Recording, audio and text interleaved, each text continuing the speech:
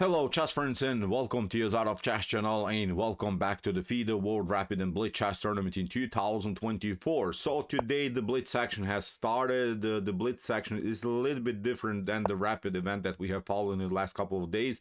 In the Blitz section, first of all, we'll see 13 rounds of 3+2 chess, 3 minutes on the clock plus 2 seconds increment per move, but then tomorrow the best 8 players of the 13 rounds will play then knockout stage. They'll play the quarterfinals, and so far as I'm recording this video, 6 rounds have been played, and I'm also gladly announcing that Magnus Carlsen decided to participate in this event. I'm really looking forward to watch Magnus playing, of course, because the chess world is simply different without Magnus Carlsen.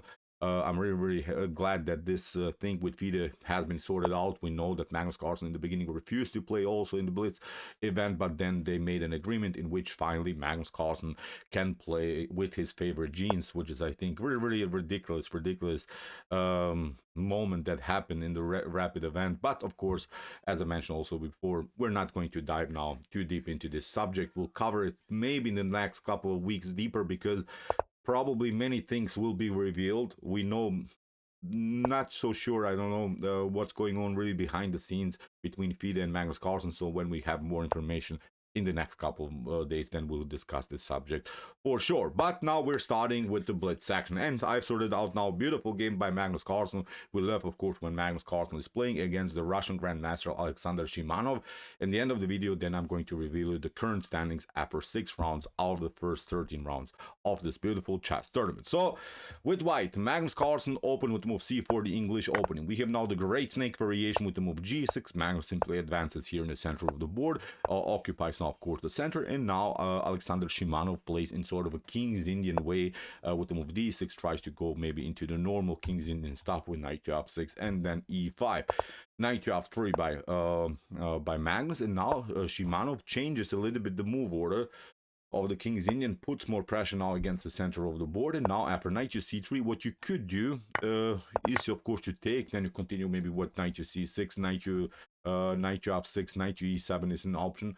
But Shimanov played after knight to c3 a solid knight to c6, which is, in my opinion, still the best way here to proceed, putting more pressure against this pawn on d5. Magnus plays bishop to g5, tricky move, forces now a reaction by black, bishop to e3, and now knight to h6. Knight to h6 has been played often, controlling still the squares from this square f7. When the knight is coming in f7, then the knight is controlling, of course, the e5, but also the d6 square. Magnus simply takes, d takes e5, and I guarantee you, a King's Indian player, a modern defense player, doesn't like these exchanges in the center of the board. Usually what a King's Indian modern Perth defense player, whatever the position is allowing, whatever you call this opening, many positions can basically get out of the same opening.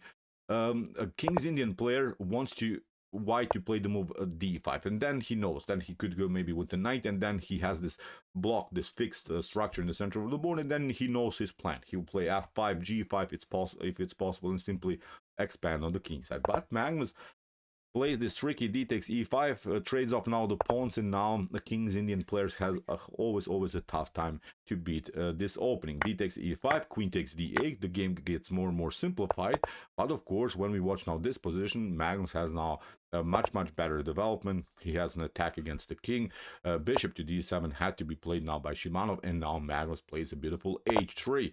Prevents knight to g4, or in some lines even bishop to g4, pinning the knight maybe here against the rook. Knight to f7 by Shimanov, and now c5. And that's the move that I really liked, and I played a couple of times in this position myself with the white pieces. Maybe not the same, but a similar position, and I always forgot about this motif with c5. c5 is brilliant. c5 is amazing. It gives, of course, now Magnus the opportunity to include simply the light square bishop into the game. When the pawn is on c4, then this bishop is stuck, then it's simply blocked by its own pawn structure. So many of us would try maybe immediately, I don't know, to occupy the center with knight to d5, which wouldn't be maybe a mistake, but c5 is really the optimal move here. Great move by Magnus Carlsen. King to c8. Shimanov has also tough time somehow to compete on the d file. He has a tough time to connect somehow the rooks, because the king is so far standing in the way. Magnus continues with the pressure. Bishop to c4, and you see now the beauty of the c5 move is that also the knight cannot hop on this beautiful square on d6. From that square, I would say black would then have great chances to continue in the game. The knight from f to d8 by Shimanov. He's searching for an improvement of the knight through the square e6. Maybe then he can occupy the d4 square. Magnus continues with rook to d2, anticipates this possibility that knight to d4 could happen, and now bishop to e6. Shimanov goes for the trades of pieces, but now Magnus finally occupies the d5 square, and Magnus has now fully control of the board.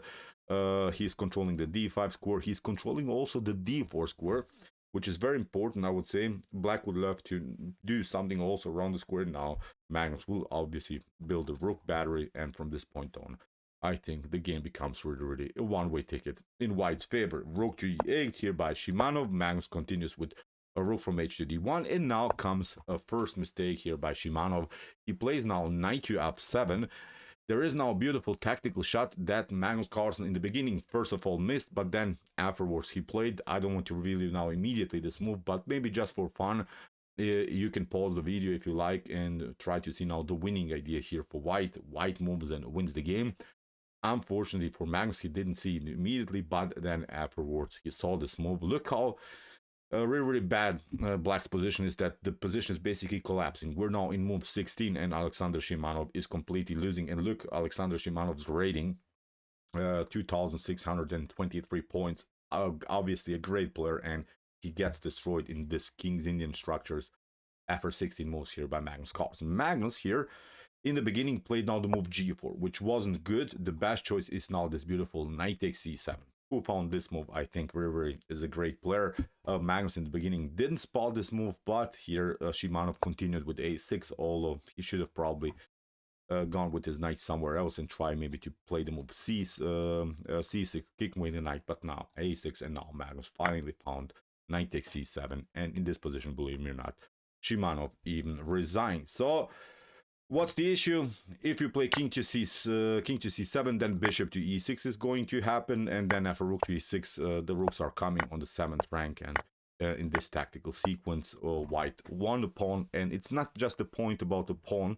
The activity of white's pieces is still much better. Knight to c4 is going to happen, knight to d6, knight to b6. Even in this position, after knight to c7, even if you play bishop to c4, then of course this knight on e8, this rook on e8 is hanging. So in this sequence, black is losing the exchange. So none of these lines are working. So completely a winning position here for Magnus Carlsen. So Magnus won the game, and as promised, I wanted to show you now the current standings after 6 rounds. Really crazy performance by Fabiano Caruana so far.